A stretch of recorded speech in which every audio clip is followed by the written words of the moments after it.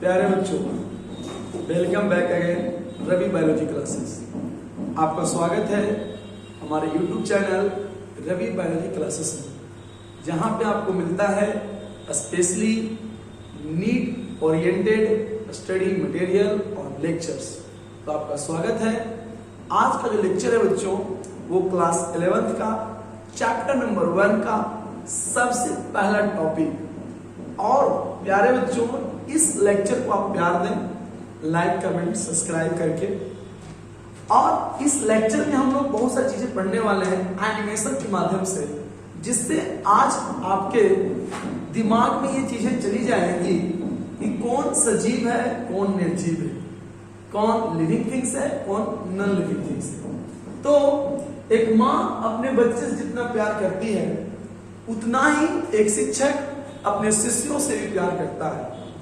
जब एक बच्चा बड़ा होता है तो एक माँ को जितना सुकून और जितना स्नेह और जितना सुकून मिलता है, उतना किसी को धरती पे नहीं मिलता। उसी तरह से एक शिक्षक को तब सुकून मिलता है, तब उसे खुशी मिलता है, जब उसके शिष्य इस दुनिया में अपने कामयाबी के झंडे को गाड़ते हैं। तो आज का जो सेशन है, आज का जो लेक्चर है, उसमें हम लोग जानेंगे बच्चों, क्या जानेंगे कि कौन सजीव है कौन निर्जीव है, और अगर कोई मूवमेंट कर रहा है तो वो सजीव है, लेकिन कोई मूवमेंट नहीं कर रहा है तो वो निर्जीव है। क्यों, व्हाई? तो आज आपके मन में जितने भी सवाल होंगे, उन सारे सवालों का जवाब इस लेक्चर में मिलेगा। तो देर ना करते हुए इस लेक्चर को मैं शुरू करता हूं। ओके, तो बड़ा मजा आने वाला है। तो सुनिएगा प्यारे बच्चों, सबसे पहला बात यह रहा कि being alive, what does it means? कौन जिंदा है, उससे आप क्या समझते हैं? क्या हम जिंदा हैं? अरे भाई बोल रहे हैं तो जिंदा है, जीवित है। अलाइव कौन है, जीवित कौन है, और वो उसके अंदर क्या क्या फीचर्स हैं, उसी बात का हम लोग बात करने वाले हैं एनिमेशन के माध्यम से। ओके ना, तो चलते हैं, शुरुआत करते हैं कि कौन लिविंग थिंग्स है। ओके ना, उसमें हम लोग बात करेंगे व्हाट इज लिविंग, सजीव कौन है। तो जब सजीव कौन है, तो उसमें सबसे पहले आप जवाब यही दीजिएगा कि सर जो मूवमेंट कर रहा हो वो सजीव है, जो खाता हो वो सजीव है, जो सांस लेता हो वो सजीव है, जो रिप्रोडक्शन करता हो वो सजीव है। तो यही आपका जवाब होगा। लेकिन कहीं कहीं कुछ कुछ त्रुटियां हैं, कुछ कमियां हैं, उसको सुधार करते हुए हम लोग इस सेशन को आगे बढ़ाते हैं। तो जीवित वही है जो मूवमेंट करता है। प्लांट क्या मूवमेंट करता है, फिर भी वो सजीव है। प्लांट क्या खाना खाता है हमारी तरह या आपकी तरह, फिर भी वो लिविंग है। क्लियर? प्लांट ग्रोथ कर रहा है हमारे आपके तरह, पहाड़ भी ग्रोथ कर रहा है, तो क्या पहाड़ लिविंग है? नहीं। नदियों की चौड़ाई बढ़ते जा रही है, तो क्या वो लिविंग है? नहीं। क्यों, व्हाई? वो भी तो ग्रोथ हो रहा है। कचरा का ढेर बढ़ते जा रहा था, क्या वो लिविंग है? नहीं। तो बहुत सारे फैक्टर्स हैं जो आपको सिखाऊंगा मैं कि कौन लिविंग थिंग्स है कौन नॉन लिविंग थिंग्स है। इस लेक्चर में ध्यान से बने रहिएगा, और इस पूरे लेक्चर को देखने के बाद आपको ये बातें समझ में आ जाएगी, और नीट में आप 4 नंबर आसानी से गेन कर सकते हैं इस लेक्चर को देखने के बाद। ओके, जो बच्चे इस लेक्चर से अच्छा से देख रहे हैं, थोड़ा सा इसका स्पीड बढ़ा भी सकते हैं, 2x पर भी देख सकते हैं, या नॉर्मली आप x पर ही देखें, बड़ा मजा आने वाला है। देखिएगा, तो क्या वो कौन सजीव है कौन निर्जीव है, इस बात पे हम आज बात करने जा रहे हैं। एक प्लांट को जब हम ग्रो कर देते हैं, बो देते हैं, सोइंग कर देते हैं, मिट्टी में लगा देते हैं, वो प्लांट ग्रो करता है, दैट इज लिविंग थिंग्स, ये सजीव है। तो all living organism have a certain feature that defeat life. सभी सजीवों का अलग अलग जिंदगी है, सबका एक अलग अलग फीचर्स है। प्लांट ऑटोट्रॉफिक है, मैं हेटेरोट्रॉफिक हूं, तो दोनों में अलग अलग फीचर्स है, लेकिन दोनों न्यूट्रिशन करते हैं। तो प्लांट भी न्यूट्रिशन कर रहा है, मैं भी न्यूट्रिशन करता हूं। ये प्लांट ग्रो कर रहा है, मैं भी ग्रो कर रहा हूं। तो ये प्लांट क्या हुआ, लिविंग थिंग्स हुआ। तो हर एक एनिमल्स, हर एक प्लांट्स में अलग अलग कैरेक्टर्स होते हैं। सजीवों में बहुत सारे कैरेक्टर्स हैं। जैसे में सजीव ग्रो कर रहा है, ग्रोथ किया अभी थोड़ा देर पहले बाबा चल रहे थे, मूवमेंट कर रहे हैं। फिर रिस्पायर, सांस लेते हैं। ये मुझमुंडा आदमी सांस ले रहा है, तो सांस ले रहा है तो ये तो रिस्पायर कर रहा है, मतलब ये श्वसन कर रहा है, तो ये भी सजीव है। रिस्पायर के साथ साथ रिप्रोडक्शन, ये मां ने अपने बच्चे को पैदा किया, यानी कि ये रिप्रोडक्शन भी एक प्रकार का कैरेक्टर है। किसका कैरेक्टर है? लिविंग थिंग्स का कैरेक्टर है। तो ग्रो करना, मूवमेंट करना, रिस्पायर करना, अपने जैसा न्यू ऑर्गेनिज्म को रिप्रोड्यूस करना, ये रिस्पायरेशन, रिप्रोडक्शन, ये सारी चीजें। फिर ये दिल धड़क रहा था, सर्कुलेशन, ये मैडम फ्रूट्स खा रही हैं, ये न्यूट्रिशन, तो न्यूट्रिशन भी एक प्रकार का कैरेक्टर्स है, सजीवों का लक्षण है। तो ये जो स्पेशली फीचर्स मैंने बताया वो याद रखना है कि ऑर्गेनिज्म ग्रो करते हैं, वृद्धि करते हैं, मूवमेंट गति करते हैं, रिस्पायरेशन यानी श्वसन करते हैं, रिप्रोडक्शन यानी प्रजनन करते हैं, और सर्कुलेशन यानी परिवहन। दिल धड़क रहा, गजब का दिल धड़क रहा था भाई। देखिए आप कह रहे हैं ना कि कैसे दिल धड़क रहा है, देखिए गजब। ये पहले ग्रो किया, फिर बाबा टहल रहे, मूवमेंट, फिर ये रिस्पायर किया, मां ने अपने बच्चे को जन्म दिया, रिप्रोडक्शन, फिर ये हार्ट धड़क रहा है, सर्कुलेशन, ये मैडम खा रही है, न्यूट्रिशन। तो ये सारे प्रोसेस क्या थे कि एक प्रकार के लिविंग थिंग्स के कैरेक्टर्स थे जो मैंने आपको बताया। लेकिन सवाल आता है ग्रो करने का, मूवमेंट की बात आती है, तो भाई प्लांट तो मूवमेंट नहीं करता है, क्या ये सजीव है? तो exception, biology exception of science है। अपवाद की दुनिया, अभी मैंने बताया मूवमेंट करना सजीवों का लक्षण है। अब भैया ये plant can they do not move, ये मूव ही नहीं करता है, तो क्या ये नॉन लिविंग है? नहीं, ये भी लिविंग है। इसके अंदर में मॉलिक्यूलर मूवमेंट होता है, आणविक गति होता है। चाहे मैं हूं या प्लांट हो, चाहे एक चींटी हो, चाहे एक बैक्टीरिया हो, सभी में एक स्पेशल मूवमेंट होता है जिसको बोलते हैं मॉलिक्यूलर मूवमेंट, यानी कि आणविक गति, जो सभी में होता है। मैं यहाँ पे लिख करके आपको बता देता हूं कि सभी ऑर्गेनिज्म मॉलिक्यूलर मूवमेंट करते हैं। तो ये बात को आप याद रखिएगा, मॉलिक्यूलर मूवमेंट, ओके। आणविक गति, हिंदी मीडियम वाले बच्चे, आणविक गति, ये याद रखना है। तो आणविक गति सारे ऑर्गेनिज्म करते हैं, ओके ना, डन। अब यहां से मैं आगे बढ़ता हूं, ध्यान समझिएगा। तो ये प्लांट था जो मूव तो नहीं कर सकता है, लेकिन इसके अंदर भी मॉलिक्यूलर मूवमेंट हो रहे हैं। हम ही लोग की तरह ये खाना तो नहीं खा सकता है, सांस तो नहीं ले रहा है, फिर भी ये सजीव है। ये खाना नहीं खा सकता, हम लोग की तरह कंज्यूम नहीं कर सकता फूड, फिर भी सजीव है। लेकिन ये रिस्पायर कर सकता है। इसके लीफ में स्टोमाटा होते हैं, देखो जूम किया, ये स्टोमाटा ओपन क्लोज, ये कार्बन डाइऑक्साइड को लिया, ऑक्सीजन और वाटर वेपर को रिलीज कर रहा है। तो वाटर वेपर ऑक्सीजन को रिलीज कर रहा है, स्टोमाटा का ओपनिंग क्लोजिंग, ये जो प्रोसेस हो रहा है ये इसका लिविंग कैरेक्टर है। This is molecular movement, the opening of stomata and closing, this is molecular movement. तो सभी सजीवों में मॉलिक्यूलर मूवमेंट होता है, ओके। तो दिस पॉइंट बी नोटेड। आगे बात करता हूं बच्चों, तो हम लोग का तो ब्रीदिंग तो नहीं कर रहा है, लेकिन इसमें होता है। दूसरी चीज आप देख रहे हैं, इधर से कार्बन डाइऑक्साइड आया, वाटर मॉलिक्यूल्स आया और ग्लूकोज बन के चला गया इस क्लोरोप्लास्ट में। तो क्लोरोप्लास्ट में ग्लूकोज बन के चला गया। तो ये एक प्रोसेस है, ये एक मैकेनिज्म है, और इस मैकेनिज्म को क्या कहते हैं? तो इस मैकेनिज्म को फोटोसिंथेसिस कहते हैं। क्या कहते हैं? फोटोसिंथेसिस कहते हैं। तो फोटोसिंथेसिस के थ्रू ये प्लांट अपना फेनोमेना कर रहा है। तो सभी सजीवों में एक स्पेशलाइज कैरेक्टर होता है जिसको बोलते हैं मेटाबॉलिज्म। तो मेटाबॉलिज्म है क्या सर? तो मेटाबॉलिज्म एक प्रकार का प्रोसेस है जिसमें सेल के अंदर कोई भी रिएक्शन हो रहा है तो उस रिएक्शन को मेटाबॉलिज्म कहते हैं। तो ये फोटोसिंथेसिस प्लांट ने किया, तो ये फोटोसिंथेसिस के द्वारा वो अपना फूड बना रहा है। कार्बन डाइऑक्साइड और वाटर गया, ग्लूकोज और ऑक्सीजन बन के निकल गया। This is important, touch me not. लोग इसको क्या कहते हैं? Touch me note. अगर इसका दूसरा नाम जानते हैं तो आप कमेंट सेक्शन में बता सकते हैं इसका क्या नाम है।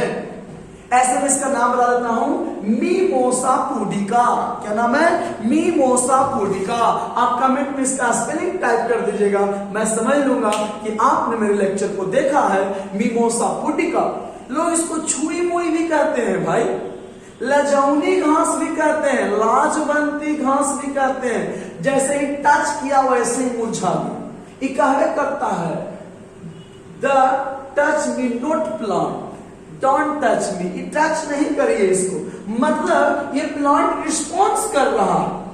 मैं इसको टच किया तो इसने कोई रिस्पॉन्स नहीं किया, लेकिन इस लीफ को अगर टच किया गया तो वो रिस्पॉन्स किया। That is living things, that is non living things. इस रिस्पॉन्स को बोलते हैं स्टिमुली। क्या बोलते हैं? स्टिमुली। तो दिस इज वेरी इंपॉर्टेंट। तो ये सारी चीजों को आप याद रखिएगा तो बड़ा अच्छा लगेगा।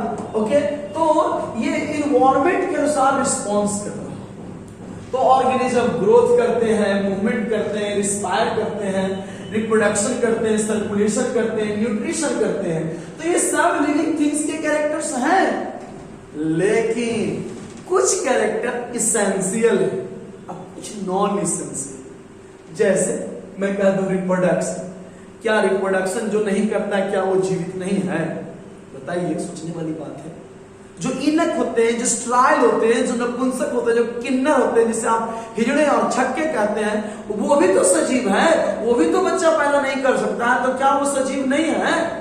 वो सजीव है, क्योंकि रिप्रोडक्शन एसेंशियल कैरेक्टर नहीं है। रिप्रोडक्शन कुछ कैरेक्टर इसेंशियल है, आवश्यक है, जो होता ही होता है, अब कुछ नॉन एसेंशियल है, ये हो भी सकता है, नहीं भी हो सकता है, फिर भी वो सजीव है। ओके, तो मैं आज बताऊंगा कि कौन इसेंशियल है, कौन सा कैरेक्टर नॉन इसेंशियल है। डन। तो जिंदगी चलाने के लिए बच्चों ये कैरेक्टर्स आपको आने चाहिए। तो लाइफ में कौन कौन से कैरेक्टर्स हैं उसकी बातें करेंगे। चलिए आगे देखते हैं, बड़ा मजा आने वाला है, बारी बारी से पढ़ेंगे। Cellular organization, this is essential character. सभी ऑर्गेनिज्म सेल से बने होते हैं। आप क्लास 10 नहीं पढ़े होंगे कि सेल का ऑर्गेनाइजेशन, हिंदी में बोलते हैं कोशिकीय संगठन। ये सारे जो सेल जो जुड़ते हैं, तो ये सब सेल जुड़ते हैं, तो सेल से क्या बनता है? टिश्यू, और टिश्यू से ऑर्गन, ऑर्गन से ऑर्गन सिस्टम, और ऑर्गन सिस्टम से ऑर्गेनिज्म। ओके, तो ये एक प्रकार का ऑर्गेनाइजेशन है। तो ये सभी सजीवों में होता है। ये क्या है? सभी सजीवों में होता है। यानी कि सेलुलर ऑर्गेनाइजेशन एक ऐसा मैकेनिज्म है जो सभी में। तो this is essential character, this is essential character. Okay, तो आप इसको याद रखें, आगे हम बढ़ते हैं। ओके,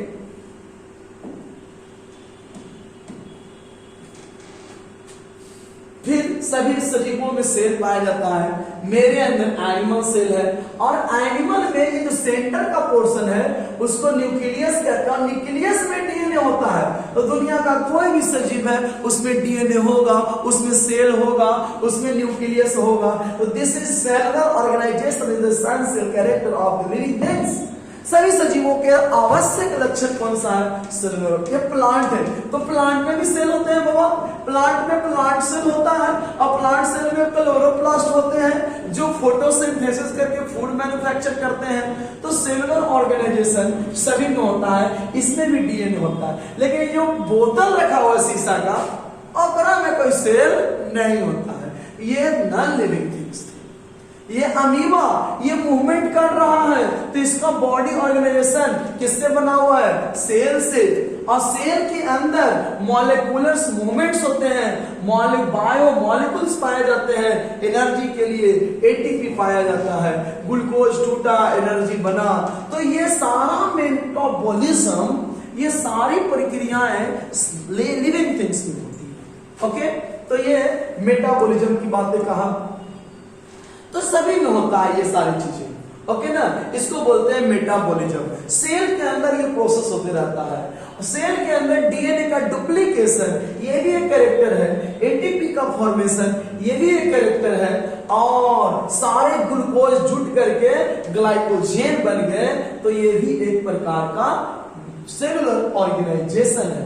ये सारी चीजें इस शीशे के गिलास में, कांच के गिलास में एटीपी का फॉर्मेशन, फोटोसिंथेसिस, ग्लूकोज का संगठन, ये सब नहीं होता है। ओके, एटीपी फुल फॉर्म जानते होंगे, एडिनोसाइन ट्राइफॉस्फेट। यहाँ एटीपी है, एडिनोसाइन डाइफॉस्फेट। क्लियर?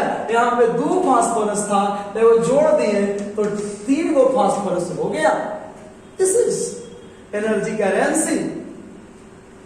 तो ऑर्गेनिज्म सेलुलर ऑर्गेनाइजेशन से बने। ग्रोथ की बात करते हैं, तो ग्रोथ प्लांट में देखिए कैसे कैसे ग्रोथ, स्लोली 2 पत्ते हुए, फिर 4 पत्ते होंगे, 4 से 8, फिर 16, फिर 32, फिर 64, इस तरीके से ग्रोथ।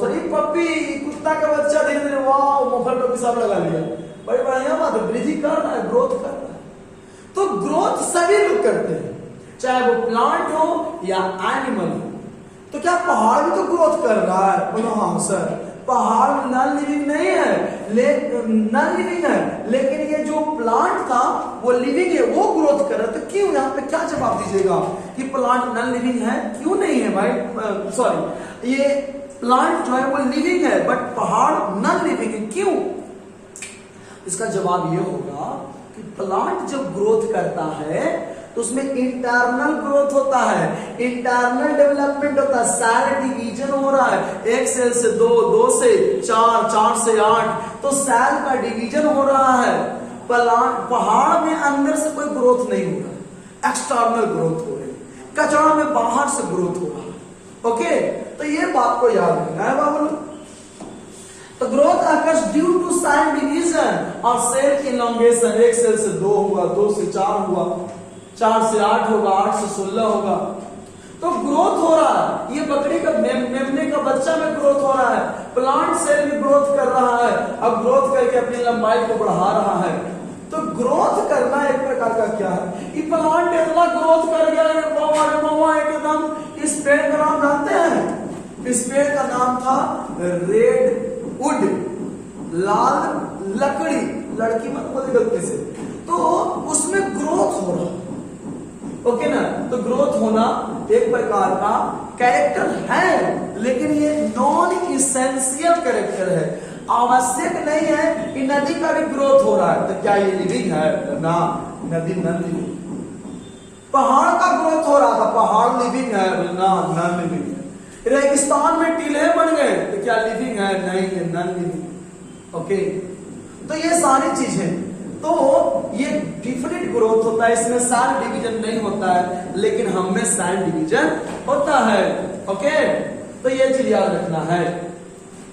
रिप्रोडक्शन, सभी सजीव रिप्रोडक्शन करते हैं। हाँ भाई सही है कि रिप्रोडक्शन करते हैं, कंगारू ने बच्चे को पैदा किया, लेकिन कुछ जीव ऐसे भी रिप्रोडक्शन नहीं कर सकते हैं। ये अंडा में स्पर्म जाकर फर्टिलाइजेशन किया और ये बच्चे पैदा हुए इनके, तो ये रिप्रोडक्शन सजीवों के लक्षण है। प्लांट भी रिप्रोडक्शन करता है, vegetative reproduction, asexual reproduction, sexual reproduction plant भी कर रहा है। तो ये देखिए, इसको आप पहचानिए। गांव जहां हम लोग कुछ कहते थे, ये फटा, यहाँ सारा पक्को मामा बूढ़ी मामा उड़ गए, बचपन में फूला फूक फूक फूक के उड़ाते थे और उड़ाते थे। ये उड़ क्यों रहा है? ये इसलिए उड़ रहा है कि अपने पेरेंट प्लांट से दूर चला जाए और जर्मिनेट करके अपना नया साम्राज्य बनाए, यानी रिप्रोडक्शन करने के लिए उड़ रहा है। उड़ने का मैकेनिज्म है पैराशूट मैकेनिज्म। ओके, तो ये डिस्पर्सन इसलिए हो रहा है, बिखर इसलिए रहा है कि वो रिप्रोडक्शन कर सके। तो क्या रिप्रोडक्शन इसेंशियल है कि नॉन इसेंशियल? तो नॉन इसेंशियल, क्योंकि म्यूल खच्चर है ना, तो वो बेचारा रिप्रोडक्शन नहीं कर सकता है। आएगा अभी म्यूल रिप्रोडक्शन नहीं करेगा, बैक्टीरिया रिप्रोडक्शन कर रहा है और अपनी संख्या बढ़ा रहा है। तो रिप्रोडक्शन सजीवों के लक्षण हो सकते हैं, बट कुछ ऑर्गेनिज्म ऐसे हैं, जिंदा तो है बेचारा, लेकिन ये रिप्रोडक्शन नहीं कर सकता है। जैसे में नाम है म्यूल खच्चर। मधुमक्खियों में स्ट्राइड मधुमक्खियां होती हैं जो बेचारी रिप्रोडक्शन नहीं कर सकती। रिप्रोडक्शन करने का रानी मक्खी करती है और बाकी सब सेवा पानी में लगा हुआ है। वर्कर्स भी वो रिप्रोडक्शन नहीं करती है। तो क्या वो लिविंग नहीं है लिविंग है। तो रिप्रोडक्शन इसेंशियल कैरेक्टर है कि नॉन इसेंशियल? तो नॉन इसेंशियल। हम कह सकते हैं कि रिप्रोडक्शन सजीवों के लक्षण है, लेकिन सभी सजीवों के लक्षण नहीं। जैसे म्यूल खच्चर का, रानी मक्खी के अलावा जो वर्कर्स बी होते हैं, जो बेचारे अस्टराई होते हैं, ये बेचारे रानी के सेवा में रहते हैं। इसको कुछ नहीं बच्चा पैदा करना है, बस response to stimuli, this is important. Stimuli को रिस्पॉन्स करना ये इसेंशियल कैरेक्टर है। चाहे कोई भी हो, चाहे वो स्ट्राइल मधुमक्खी हो, उसको छुइए मार देगा डर, खच्चर टच करे मारेगा, ढूंसी भागता कि नहीं, वो स्टिमुली रिस्पॉन्स कर रहा है। हीट के प्रति रिस्पॉन्स, वाटर के प्रति रिस्पॉन्स, तो रिस्पॉन्स कर देगा। टच किए मुरझा गए, ये रिस्पॉन्स किया। थिग्मोट्रोपिज्म, इसे क्या कहते हैं? Thigmotropism. Touch, chemical, heat, light, sound, ये सब के प्रति हम क्या करते हैं? रिस्पॉन्स करते हैं। अब ये सबके बारे में बताता हूं, थोड़ा थोड़ा सुन लीजिए, थोड़ा थोड़ा। जैसे टच किए तो थिग्मोट्रोपिज्म, ओके ना, टच किए तो थिग्मोट्रोपिज्म। केमिकल की ओर जा रहा है तो केमोट्रोपिज्म। हीट की ओर जा रहा है, हीट, ओके, थर्मोट्रोपिज्म। लाइट की ओर जा रहा है, फोटोट्रोपिज्म। साउंड की ओर जा रहा है, ऑडियोट्रोपिज्म। कल बज रहा था बाजा, पूरा डीजे पे ये जैसे राम जैसे राम, लड़कन अपने आप थिरक रहा है। इतना तेज डीजे का साउंड है कि आवाज से पैर अपने आप हिल रहा है। तो ये हम लोग रिस्पॉन्स करते हैं, क्लियर? तो रिस्पॉन्स करते हैं। अभी पंखा नहीं चलेगा तो गर्मी लगने लगेगा, पसीना चलने लगेगा, तो ये एक रिस्पॉन्स है शरीर का। अरे भाई ठंडा दो नहीं तो आप पसीना निकालेंगे, कि रिस्पॉन्स है, ओके ना? तो सभी रिस्पॉन्स को थोड़ा सा एनिमेशन से देखेंगे, मजा आएगा। आप लोग देखिएगा कि कैसे ये बैक्टीरिया इस ग्लूकोज को जा रहा है। इस बैक्टीरिया को चाहिए खाना, ये ग्लूकोजवा होने था, तो ये बैक्टीरिया अपना फ्लैजेला से तैरते तैरते कहां चला गया? ग्लूकोज के पास। तो movement of bacteria in resources to chemical in the environment is called bacterial chemotaxis. Bacteria chemical की ओर जा रहा है साहेब, तो उसे क्या कहते हैं? Bacterial chemotaxis. तो ये याद रखिएगा। तो ये स्टिमुली किया, रिस्पॉन्स किया, ओके। उसी तरह से आता है फोटोट्रोपिज्म। कि फोटोट्रोपिज्म क्या है? ओके, फोटोट्रोपिज्म क्या है? ओके, बोलेंगे तो फोटोट्रोपिज्म क्या होता है? ये सनलाइट इसके ऊपर आया। अभी देखिए प्लांट कैसे मूव करेगा सनलाइट की तरफ, गजब का। एकदम देखते जाइए आप लोग, मूव कर चुका। हम देखेंगे नहीं यार, मूव कर गया तो पब्लिक को तो खाना था बढ़िया से। देखिए ध्यान से यार बच्चों, कहां चल गया जी? चल रहा है, रुका हुआ है, चलिए जी, बढ़िया। फोटोट्रोपिज्म, देखिए प्लांट कैसे मूव कर रहा है सनलाइट की ओर। तो सनलाइट की ओर मूव कर रहा है, दैट इज फोटोट्रोपिज्म। ये स्टिमुली है, रिस्पॉन्स किया।